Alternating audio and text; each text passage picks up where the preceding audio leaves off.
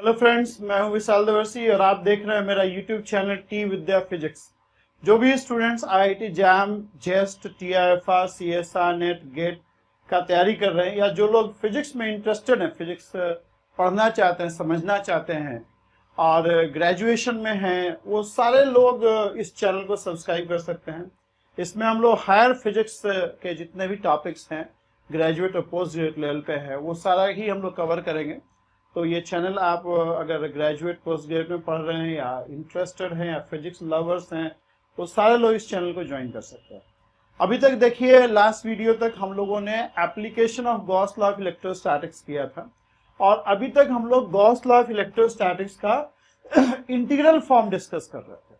अब हम लोग गॉस लॉ ऑफ इलेक्ट्रोस्टैटिक्स का डिफरेंशियल फॉर्म समझेंगे और ये भी देखें कि differential form of Gauss law का क्या फिजिकल सिग्निफिकेंस है और कहाँ इसका एप्लीकेशन होता है, तो सारा चीज हम लोग देखेंगे। ऑलराइट, तो आप जल्दी से इस चैनल को सब्सक्राइब करिए क्योंकि this is very important for your physics knowledge.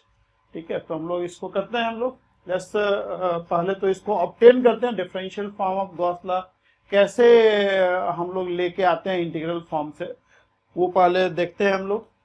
देखिए, जो Gauss law of electrostatics integral form में था, जो हम लोगों ने सॉलिड एंगल से डिराइव किया था, Gauss law of electrostatics in integral form is Gauss law of electrostatics in integral form is E dot NDS is Q by epsilon naught. E dot NDS is Q by epsilon naught.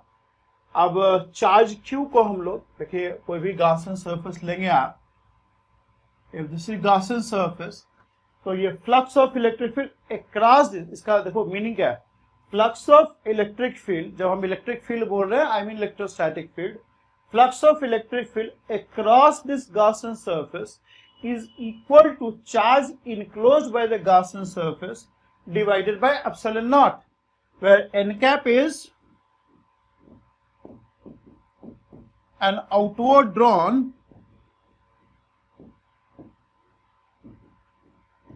unit normal vector to S. Unit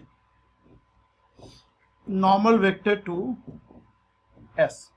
ठीक है, this is integral form of Gauss law. ये Gauss law का integral form है। ठीक है, अब इसका differential form देखते हैं।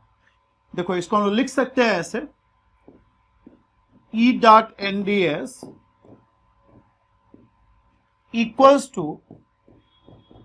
1 बाय एप्सिलॉन नॉट और Q को हम लोग लिख सकते हैं रो डी टॉ। ठीक है, अब हम लोग Gauss law of Gauss divergence theorem लगाएंगे। गॉस डाइवर्जेंस थ्योरम क्या है? गॉस डाइवर्जेंस थ्योरम है कि if you are given a function, a vector function of position which is continuous and has got continuous first partial derivative at each and every point in the region bounded by S, then the surface integral of f across this S or on this S will be equal to the volume integral of its divergence over the region V bounded by S. Surface integral of this function over the surface S, a closed surface S, is equal to the volume integral of the divergence of the function in the region bounded by this S. Region bounded by S, I am denoting it by V. तो इसको apply कर लेंगे हम लोग, इसको हम लोग यहां अप्लाई कर लेंगे। Will use Gauss divergence theorem. ये क्या आ जाएगा?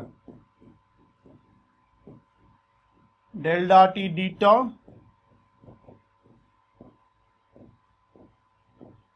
ऑलराइट, इसको लिख सकते हैं हम लोग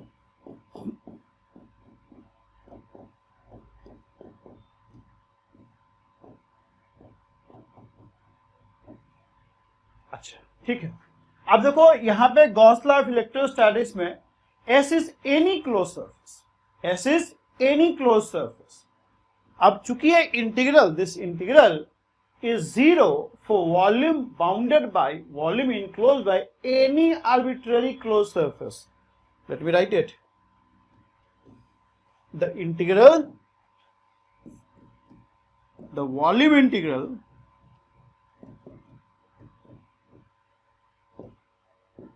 is 0 for volume V enclosed, यहां लिखो since, चूंकि the volume integral is 0 for volume enclosed by volume V enclosed by any arbitrary closed surface, any arbitrary closed surface, so the integrand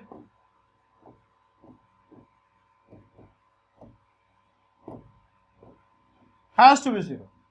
The integrand has to be 0. तो क्या इसका meaning है? Definite, इसका ना definite integral में देखो क्या है होता है।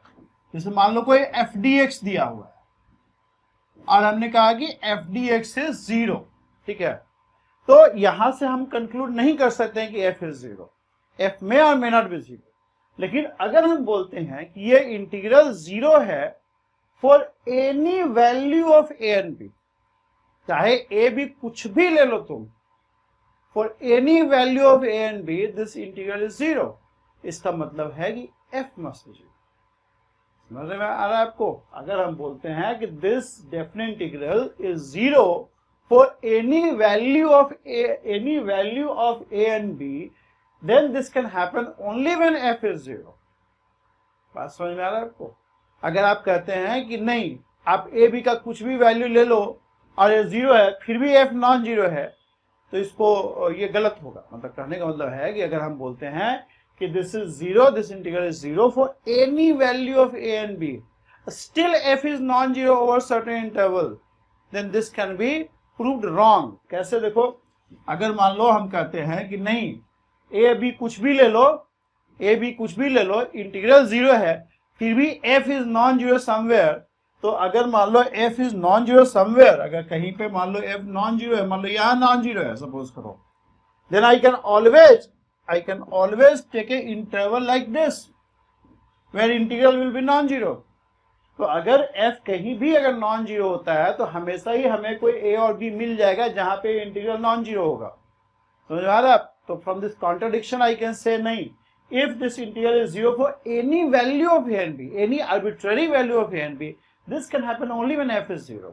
because ये होते हुए अगर f कहीं नॉन 0 है तो हमेशा ही हमें कोई a और b लिमिट मिल जाएगा जहां पे area under the curve will be non 0। समझ में आ रहा है बात? नहीं समझ में आया तो फिर से इसको रिवाइंड करके सुनना, ठीक है? ओके, तो वही चीज को यहां बोल रहा है कि दिस वॉल्यूम इंटीग्रल इज 0 वो volume V enclose by any arbitrary close surface, ठीक है? मतलब ये किसी भी वॉल्यूम के लिए ट्रू है, ये किसी भी volume, it is true for, this is 0 for volume enclose by any arbitrary close surface, so this can happen only when integrand is 0।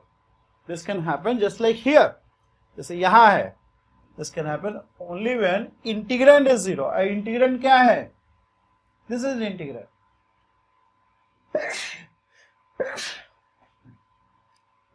ये इंटीग्रैंड है, that means integrand is 0, or I can say the divergence of heat equals to rho by epsilon naught, and this is differential form of Gauss law। ये जो है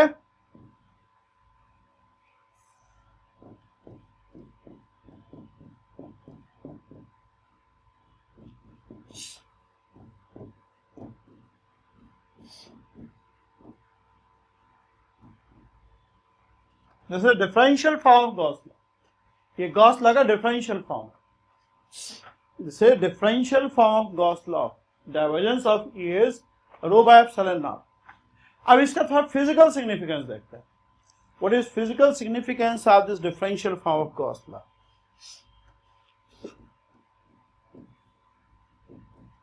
physical significance of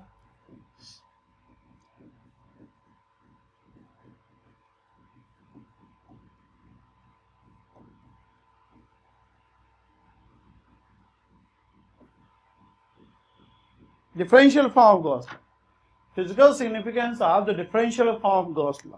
देखो क्या इसका physical significance है, पर इसको समझना है। Differential form of Gauss law क्या है?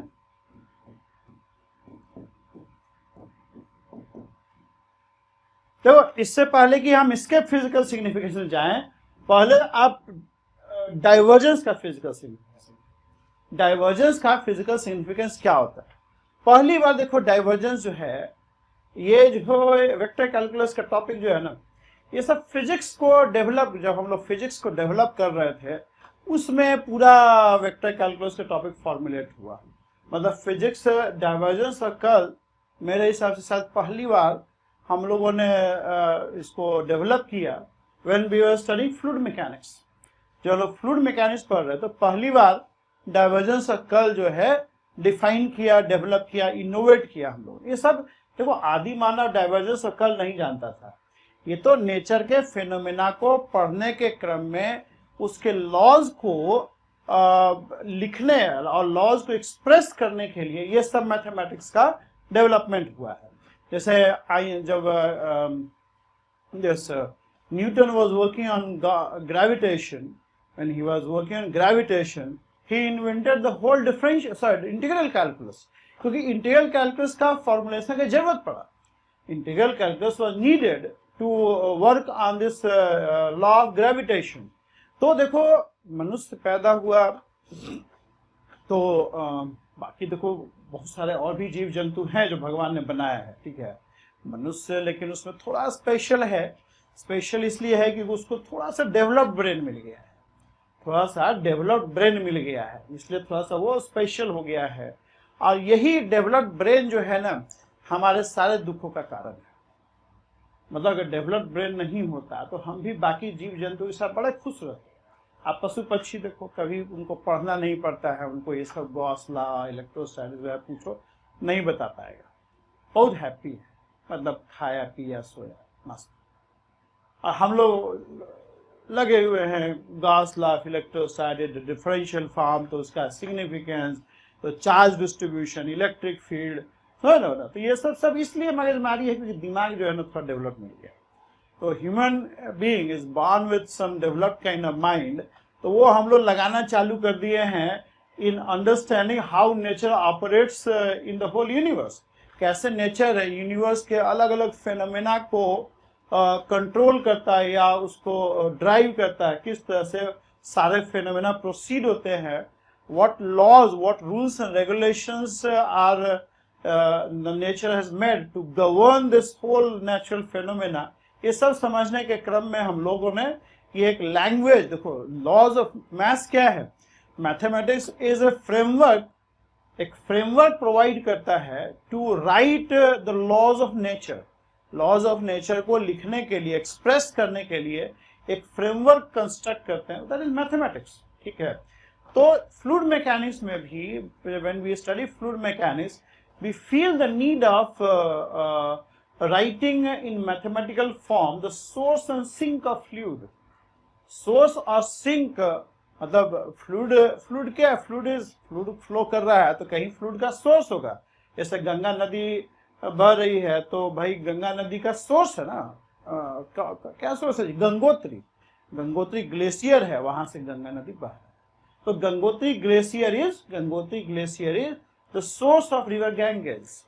रिवर गंगेज का सोर्स है ये glacier, Gangotri glacier is the source of Ganga river, right.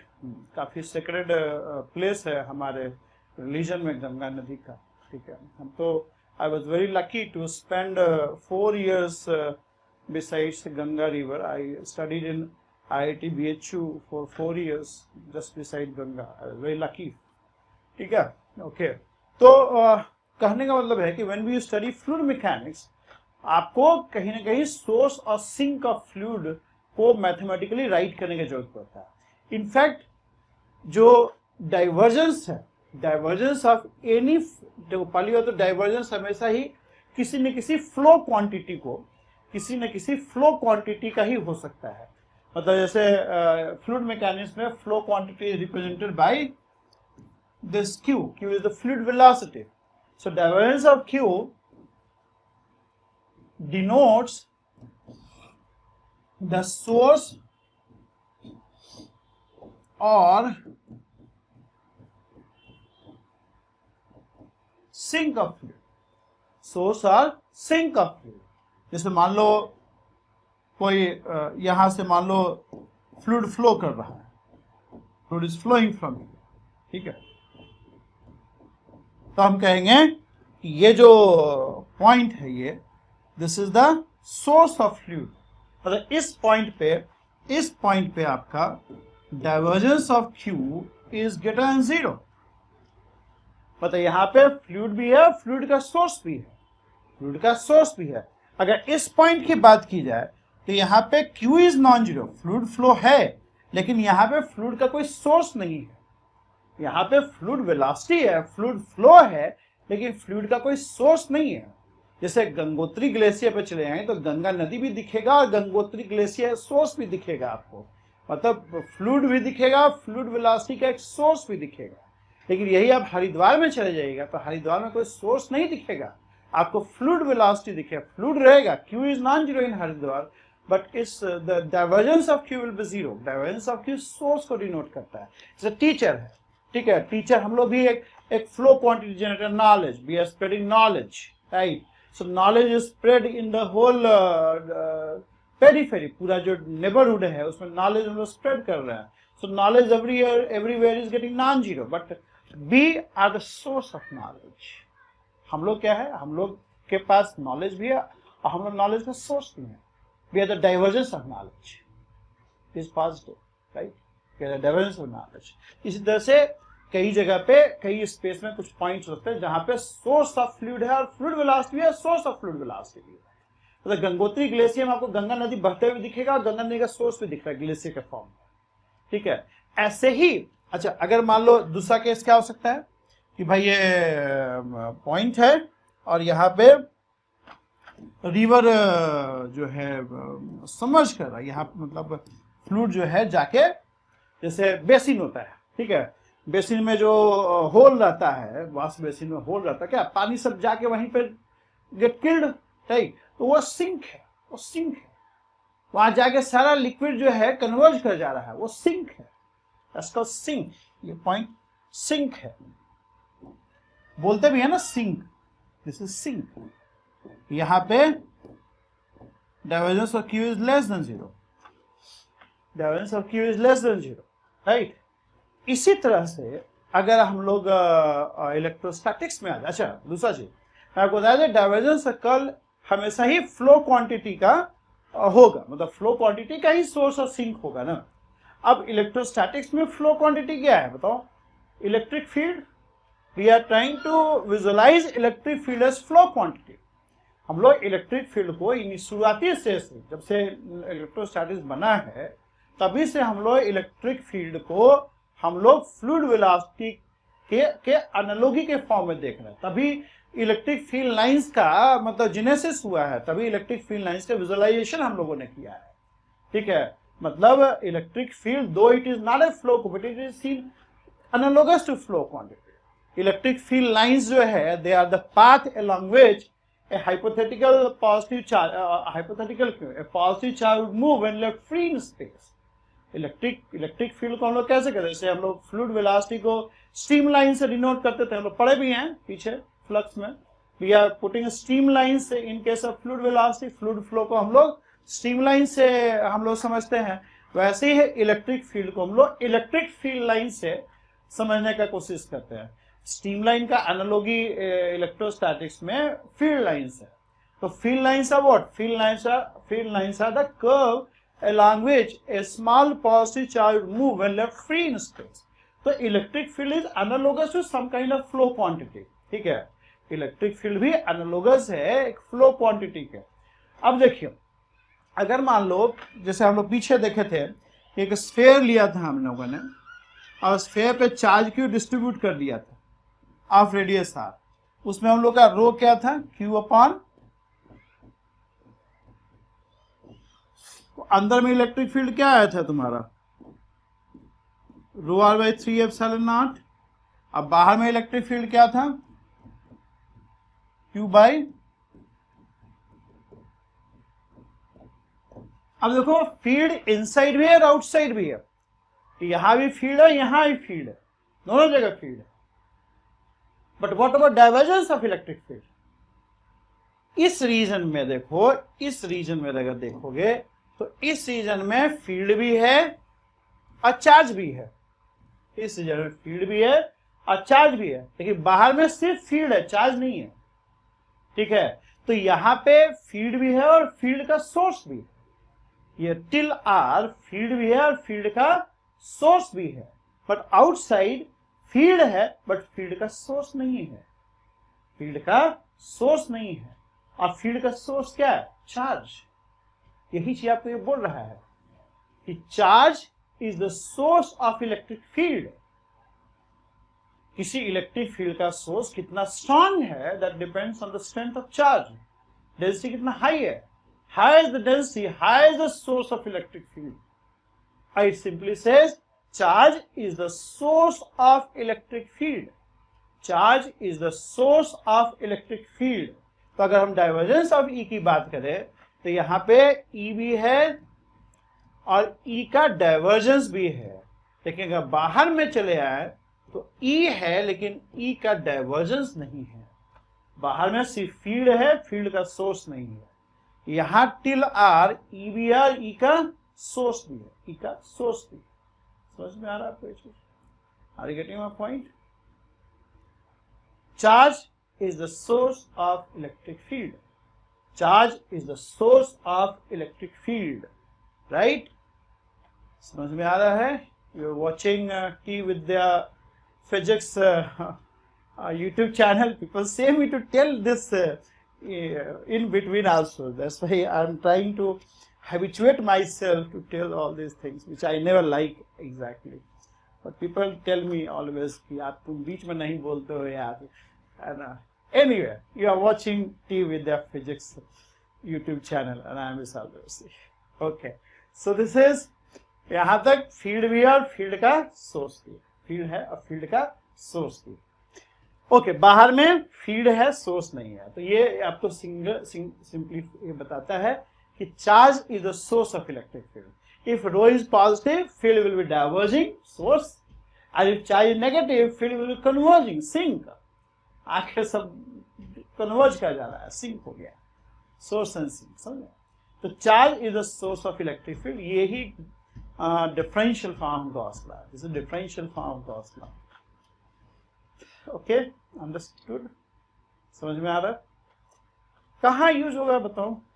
ये पहला मैक्सवेल इक्वेशन भी है, ये पहला मैक्सवेल इक्वेशन भी है। देखो, नेचर मेड इलेक्ट्रोमैग्नेटिक सिस्टम, और नेचर जब भी कोई सिस्टम बनाता है तो उसको गवर्न करने के लिए लॉज बनाता है, नहीं तो सारा अनार्की हो जाएगा उसके किंगडम में।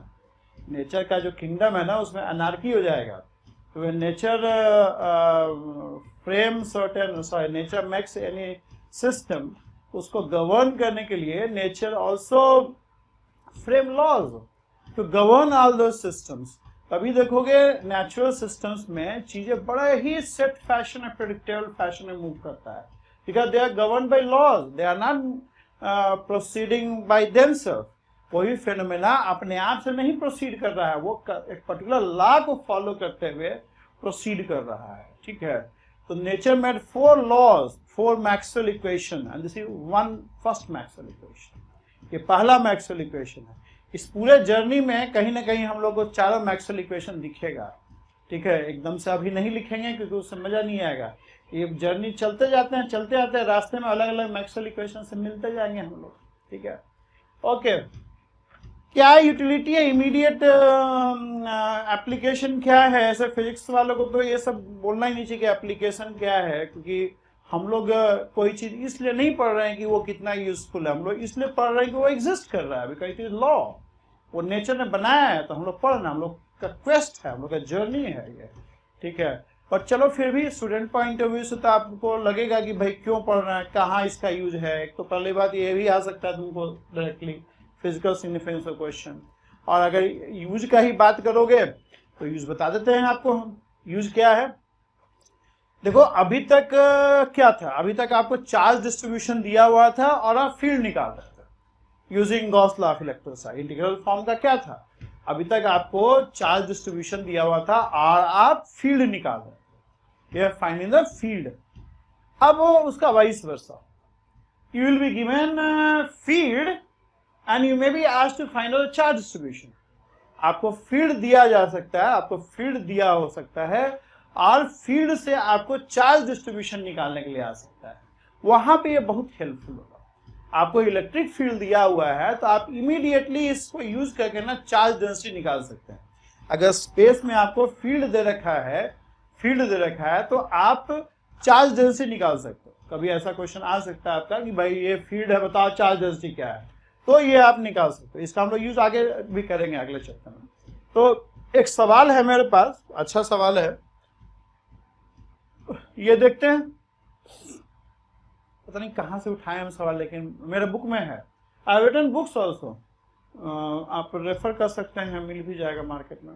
I written books on electricity magnetism, 4 किताब लिखा है मैंने। 2 किताब IIT जैम के एक्सपीरियंस के लिए और 2 किताब नेट के एक्सपीरियंस के लिए, ठीक है। वॉल्यूम 1 वॉल्यूम 2, मतलब एक किताब तो पूरा इलेक्ट्रोस्टैटिक्स पे लिखा है जैम के लिए और एक किताब इलेक्ट्रोस्टैटिक्स पे लिखा है नेट वालों के लिए, ठीक है।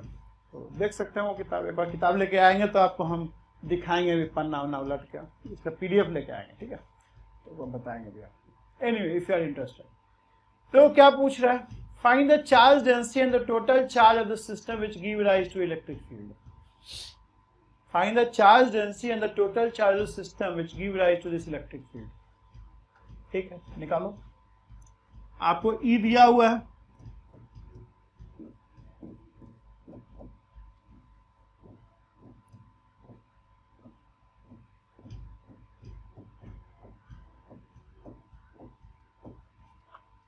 कभी भी आपको फील्ड दिया हो तो फील्ड देख के एक आध चीज तो कंक्लूड कर सकते हो। देखो ये फील्ड देखो, तुम ध्यान से देखो, बढ़िया से। क्या ऑब्जर्व कर रहे हो बताओ, what you are observing? This field is blowing at r equal to 0. The field blows up, explode कर जा रहा है। It blows up to infinity at r equal to 0. It blows to infinity at r equal to 0. विस्फोट हो जा रहा है उसमें, ठीक है। It goes to infinity at r equal to 0. इससे क्या कंक्लूड करोगे? r equal to 0 पे पॉइंट चार्ज हो, फिर पॉइंट चार्ज पे ही फील्ड ब्लो अप कर जाता है। पॉइंट चार्ज, जहां पे पॉइंट चार्ज एग्जिस्ट कर रहा है उस जगह पे field blows up. Charge Q, what's the field?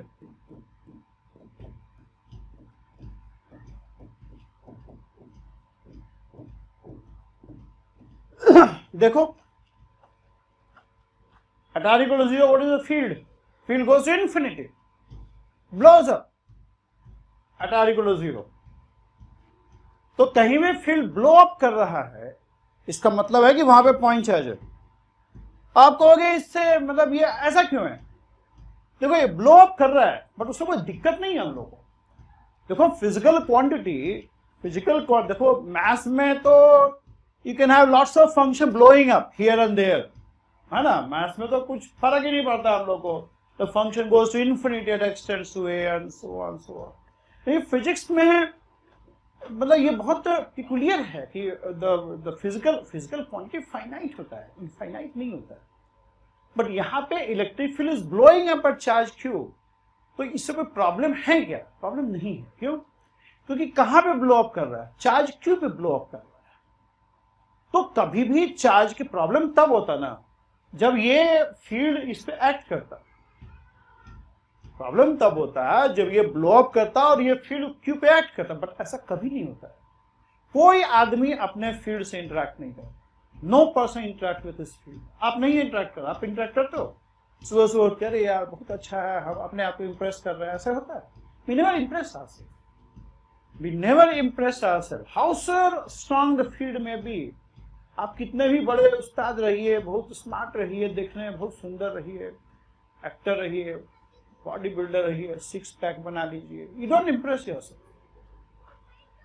कभी भी आदमी अपना फील्ड अपने ऊपर एक्सर्ट नहीं करता है, you impress others and you get impressed by the others, you impress others and you get impressed by the other. मतलब आपका फील्ड दूसरों पे एक्ट करेगा, दूसरे का फील्ड आप पे एक्ट करेगा, but you don't impress yourself. एक अचरज सत्य है, कोई भी पार्टिकल अपने फील्ड से इंटरेक्ट नहीं करता है, इसलिए इसका ब्लो अप होना कोई प्रॉब्लम नहीं है चार्ज के ऊपर, क्योंकि ये चार्ज के ऊपर लगता ही नहीं है, चार्ज के ऊपर लगता ही नहीं है।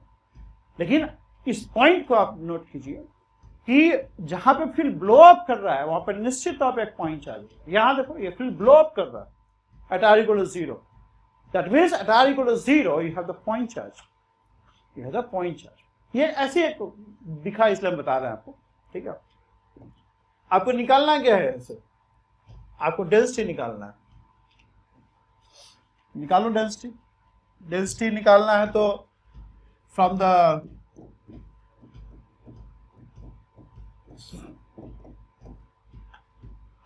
from here we have rho equals to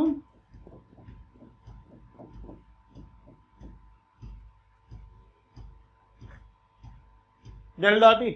This is equal to epsilon naught divergence of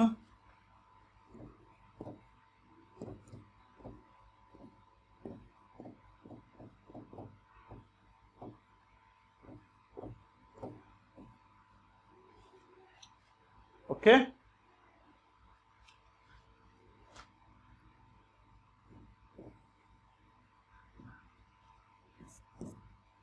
this is q by 4 pi, q by 4 pi and divergence of e to the power alpha r and er cap by r square। अब एक चीज ध्यान दो, this is equal to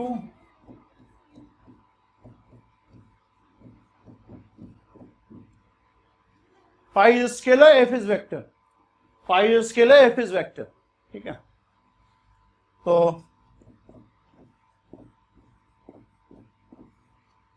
क्या आ जाएगा, gradient of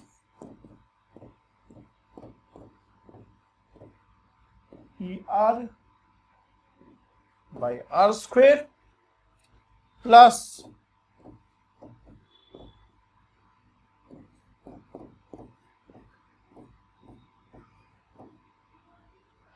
this। अब divergence of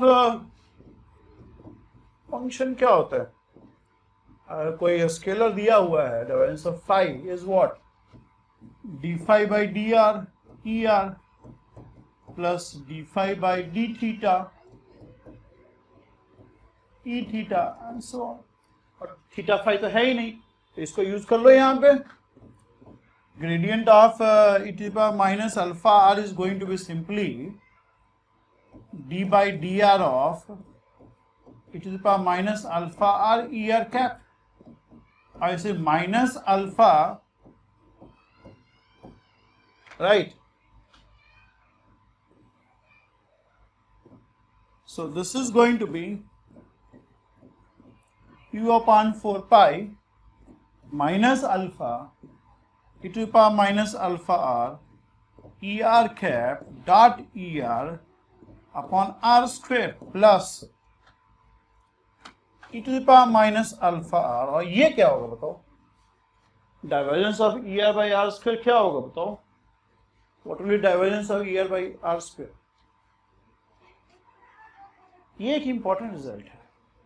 आप याद करो, हम लोग सॉलिड एंगल पढ़े थे। सॉलिड एंगल मैंने आपको बताया था, in solid angle I derived one thing, हमने डिराइव किया था integral of er dot n ds over any arbitrary closed surface is equal to 4 pi if r lies inside, if r lies inside, ठीक है। तो यहां से हम लोग एक चीज और देख सकते हैं, we can use Gauss divergence theorem, और यहां पे हम लोग कह सकते हैं 4 पाई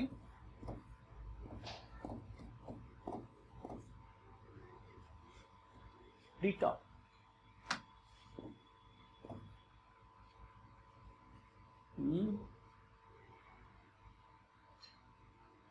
यस 4 पाई था, -4 पाई, हाँ 4 पाई था, या so this is equal to, इसको सबको एक जगह ले आओ, divergence of -4 pi Dirac delta function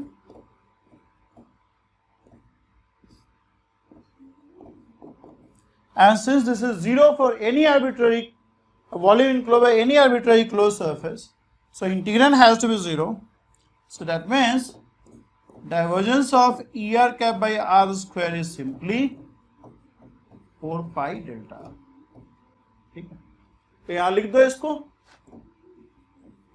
4 पाई।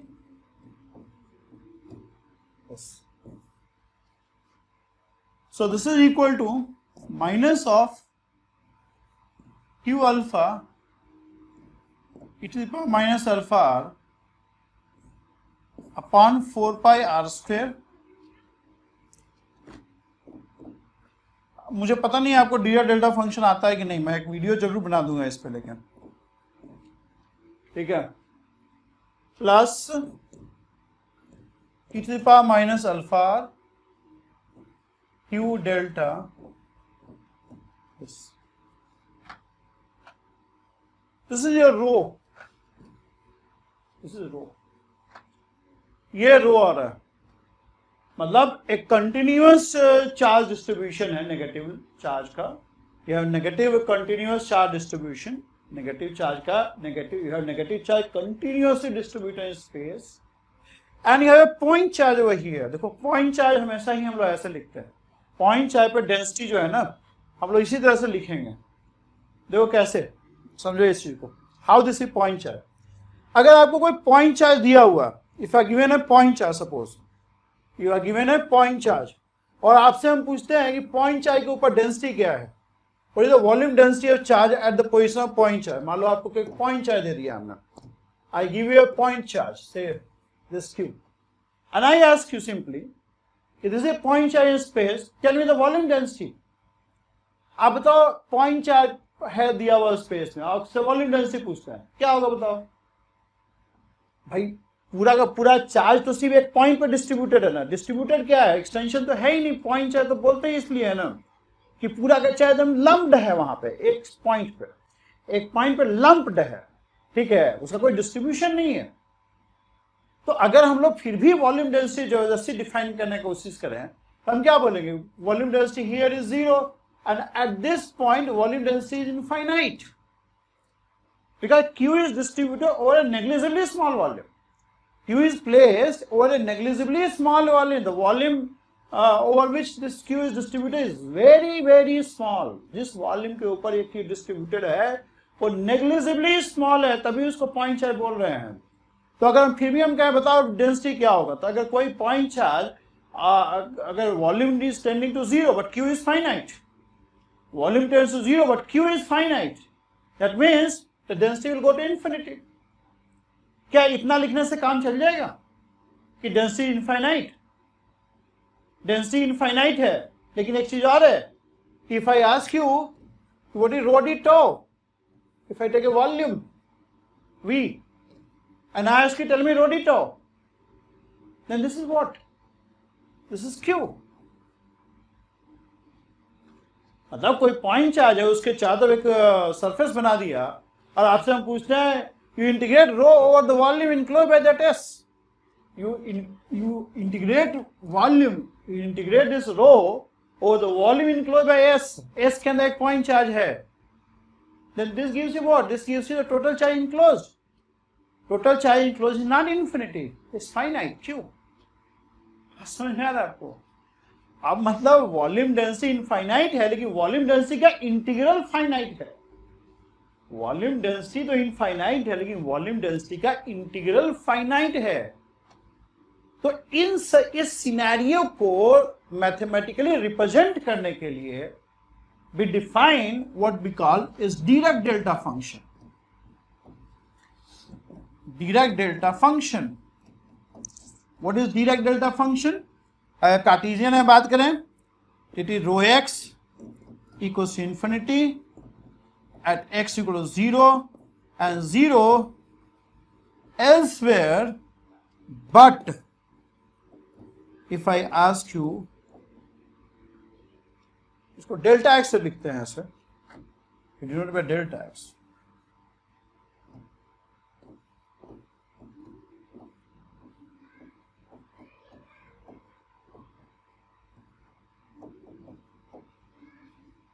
ये फंक्शन का डेफिनेशन है वन डायमेंशन में। Definition of function one dimension, ये वन डायमेंशन में फंक्शन का डेफिनेशन है। थोड़ा सा और ड्रा कर दे बढ़िया से, कैसा निकल के आता है बता दें, कैसा निकल के आता है डीराक डेल्टा फंक्शन बता दें आपको। जो चीज मिलते जा रहा है ना, पढ़ते जाते हैं, ठीक है, क्योंकि छोड़ने से अच्छा नहीं है। How we come across Dirac delta function, let's see how we come across Dirac delta function. Suppose करो ये एक्स एक्सिस है, this is Y axis, this is X axis, this is Y axis. Suppose करो एक इस type का rectangle है, this is epsilon, this is epsilon and the height is 1/2 epsilon. So we have function fx equals to 1/2 epsilon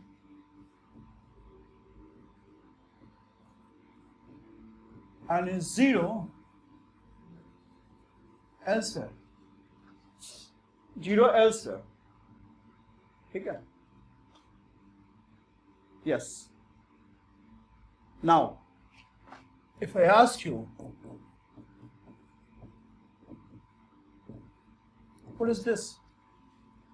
minus infinity से minus epsilon तक तो function ही zero है। माइनस एप्सिलॉन से एप्सिलॉन तक फंक्शन नॉन जीरो है। Epsilon से infinity तक अगेन जीरो है। So this is equal to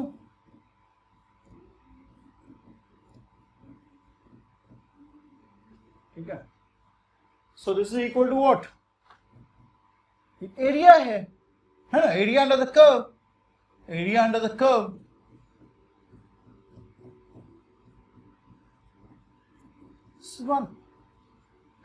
ठीक है। Now if I reduce epsilon, what will happen? ये एप्सिलॉन घटाएंगे तो ये छोटा होता जाएगा, and about the function, height of the function will increase. अगर एप्सिलॉन घटाएंगे आप, इफ वी रिड्यूस एप्सिलॉन, तो क्या होगा? ये आपका स्विंग करेगा और ये आपका शूट करेगा ऊपर। ये आपका स्विंग करता जाएगा, ये शूट अप करता जाएगा। And in limiting case, if epsilon tends to 0, then what will happen? This will go to infinity. It will go to infinity. And what kind of function you have? When epsilon tends to 0, then this is your x, this is your delta x, this goes to infinity and come back. This is called Dirac delta function. इसको Dirac delta function बोलते हैं। इस तरह से define करते हैं हम लोग। Delta x is infinity at x equal to 0 and 0 elsewhere, such that area under this Dirac delta function is 1. Area under the Dirac delta function is 1. समझ में आ रहा है आपको? Area under this Dirac delta function is going to be 1. और बढ़िया draw हो सकता था। अब पतला आ जाएगा बिल्कुल ऐसे बहुत मोटा कर दिए थे, ठीक है। इसी को 3 डायमेंशन में अगर बात करोगे, then in 3 dimension defined like this,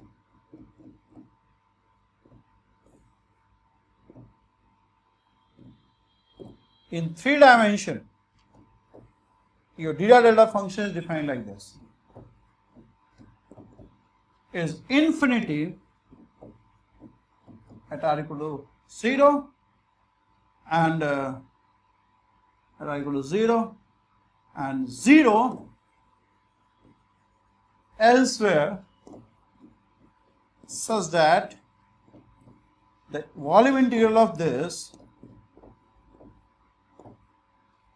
कोई आर वेक्टर को 0 के अराउंड कोई सरफेस ले लो, उसके वॉल्यूम के ऊपर अगर इंटीग्रेशन करेंगे दिस विल बी 1,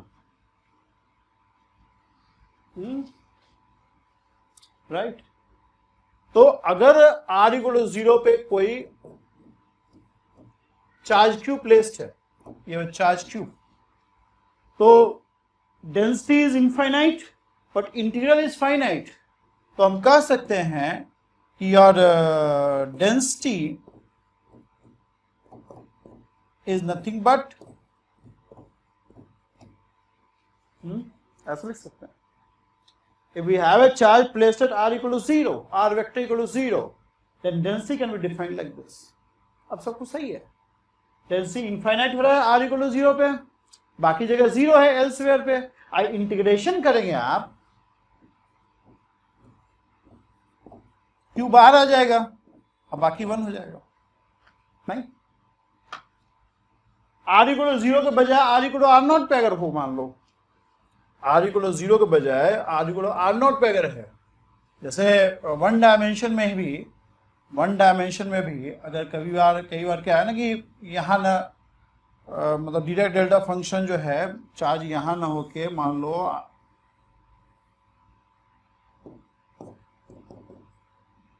तो उस केस में लिखते हैं delta x minus x not is infinity at x equal to x naught and 0 elsewhere, such that is 1. तो 3 डायमेंशन में भी ऐसे ही लिख देंगे हम लोग, अगर charge Q r equal to 0 पर ना होके r इक्वल टू r0 पे है, if charge q is placed at r equal to r0, उस केस में हम लोग डायरेक्ट डेल्टा फंक्शन ऐसे डिफाइन करते हैं, is infinity and 0 elsewhere, such that r equal to r0 को इनक्लोज करता हुआ कोई सरफेस ले ले, उसके वॉल्यूम के ऊपर ये सॉरी 0 नहीं, दिस इज इक्वल टू 1, ठीक है, ऐसा है।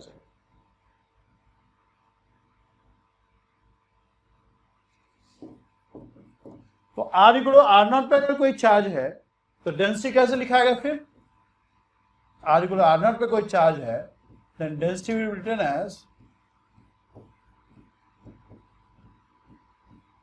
ऐसे,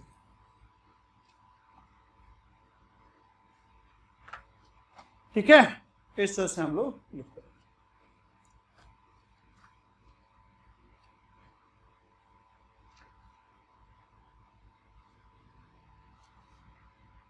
क्या डिनोट कर रहा है, r इक्वल टू 0 पे एक पॉइंट चार्ज क्यू है, r इक्वल टू 0 पे एक पॉइंट चार्ज क्यू, इसका देखो कोई मीनिंग नहीं है, क्योंकि r इक्वल टू 0 पे पहली बात ये 1 हो जाएगा, और एल्सवेयर पे तो ये 0 ही हो जाएगा, तो इसको रहने से कोई बेनिफिट नहीं है। r इक्वल टू 0 पे पहली बात ये 1 हो जाएगा, ठीक है, और ये इन्फिनिटी रह जाएगा, ये फंक्शन क्या हो रहा है, function is going to infinity r equal to 0 and going to 0 elsewhere, तो ये लिखो या नहीं लिखो क्या फर्क पड़ेगा आपको, ठीक है। आप इस तरह से ऐसे ही कर सकते हो, इसको लिखने का कोई पॉइंट नहीं है, ठीक है, यानी चार्ज डिस्ट्रीब्यूशन कैसा है, you have a point charge at r equal to 0 and this negative charge distributed in all space.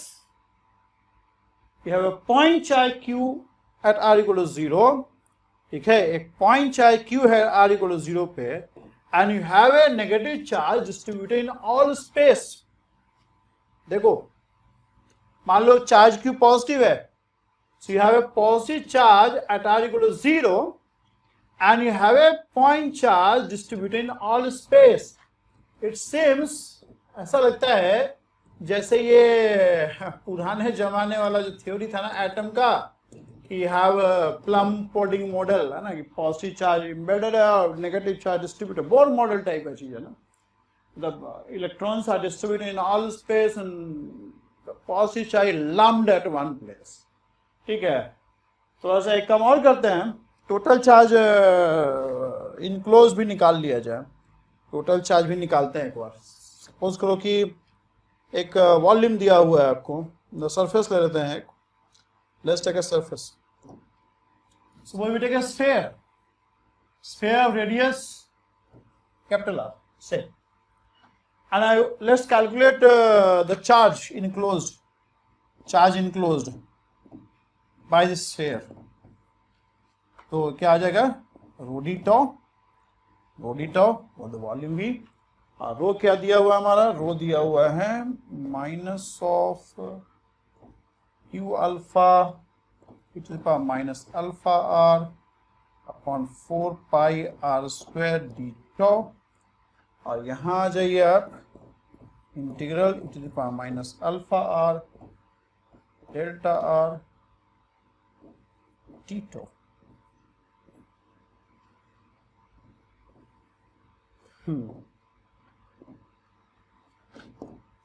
तो ये तो इसको इवैल्यूएट कर लो, Q alpha E to the power minus alpha R upon 4 pi R square, और D tau को ले लो 4 pi R square D R and integrated from 0 to capital R. और ये क्या हो जाएगा भाई, प्रॉपर्टी है, मतलब this e to the power minus alpha r will be 1, क्योंकि आर इक्वल टू 0 पे ही है, इंटीग्रल नॉन जीरो है। ठीक है, ये हो जाएगा, ये तो क्यू बाहर आ जाएगा, क्यू भी था, क्यू बाहर आ जाएगा, ये क्या बनेगा देखो, 4 पाई कैंसिल हो जाएगा, आर स्क्वायर कैंसिल हो जाएगा, क्यू अल्फा हो गया इंटीग्रल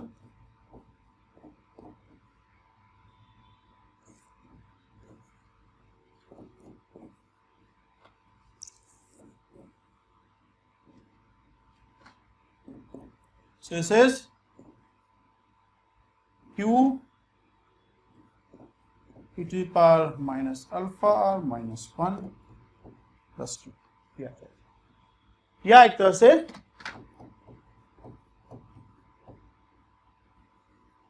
ठीक है। So when r goes to infinity, your charge enclosed goes to 0। इसका मतलब क्या हुआ, इसका मतलब ये हुआ कि देखो ये पॉइंट चार्ज सेंटर पे हो गया और ये नेगेटिव चार्ज पूरे में डिस्ट्रीब्यूटेड है, r टेंडिंग टू इन्फिनिटी पे क्या आ जाएगा, माइनस क्यू आ जाएगा, मतलब एक पॉइंट चार्ज q सेंटर पे है और माइनस क्यू पूरे स्पेस में डिस्ट्रीब्यूटेड है। एटम ही तो है, क्लासिकल मॉडल एटम का न्यूक्लियस है Ze, अब माइनस Zd जो है पूरे एटम में डिस्ट्रीब्यूटेड है, इस एटम मॉडल नहीं, एक क्लासिकल एटम का ही मॉडल एक तरह से है ना, charge Q lying at the centre and minus Q distributed in all space, r tending to 0 करेंगे तो पूरा स्पेस कवर हो जाएगा ना। So it's just like classical model of atom, और बढ़िया पोटेंशियल है देखो, it's just like classical model of atom, बढ़िया है। देखो आ गया क्वेश्चन सर, आइए क्वेश्चन, ये क्लासिकल मॉडल एटम का है, ये जो डिस्ट्रीब्यूशन, जो चार्ज डिस्ट्रीब्यूशन को रिप्रेजेंट कर रहा है फील्ड, इट इज लाइक एक क्यू चार्ज सेंटर पे है और माइनस को पूरा स्पेस में डिस्ट्रीब्यूटेड है, इट्स जस्ट लाइक एटम। ठीक है, हार्ट्री फील्ड बोलते हैं इसको, आप ना एटॉमिक फेज पढ़ोगे जब मल्टी इलेक्ट्रॉन एटम, तो वहां एक टर्म पढ़ोगे हार्ट्री फील्ड। ये हार्ट्री फील्ड ही है, पढ़ेंगे हम लोग क्वांटम मैकेनिक्स, ठीक है, बहुत बाद में आएगा। हार्ट्री फील्ड है, हार्ट्री थ्योरी पढ़ेंगे, मल्टी इलेक्ट्रॉन एटम का हार्ट्री थ्योरी पढ़ेंगे, ठीक है। तो इस तरह से आप गॉस लॉ ऑफ इलेक्ट्रोस्टैटिक्स का यूज करके, गॉस लॉ ऑफ इलेक्ट्रोस्टैटिक्स का डिफरेंशियल फॉर्म को यूज करके आप किसी भी फील्ड का चार्ज डिस्ट्रीब्यूशन निकाल सकते हैं, किसी फील्ड का चार्ज डिस्ट्रीब्यूशन इस तरह से निकाल सकते हैं।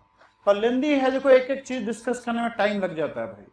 हमारा मतलब पर्पस ये नहीं है कि हम ये सवाल करवा के निकलते बने, नहीं, हम यहाँ फिजिक्स पढ़ाने के लिए, हम यहाँ फिजिक्स पढ़ाने के लिए हैं, ठीक है। तो ये सवाल एक माध्यम है फिजिक्स के कॉन्सेप्ट को समझाना।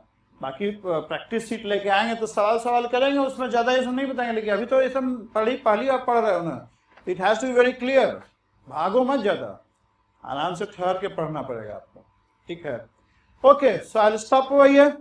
अब देखो गॉस लॉ में दो चीज बच गया, एक तो है कि फोर्स ऑन कंडक्टर्स डिस्कस करेंगे, कि फोर्स ऑन कंडक्टर्स, और दूसरा चीज डिस्कस करें कैपेसिटर के बारे में।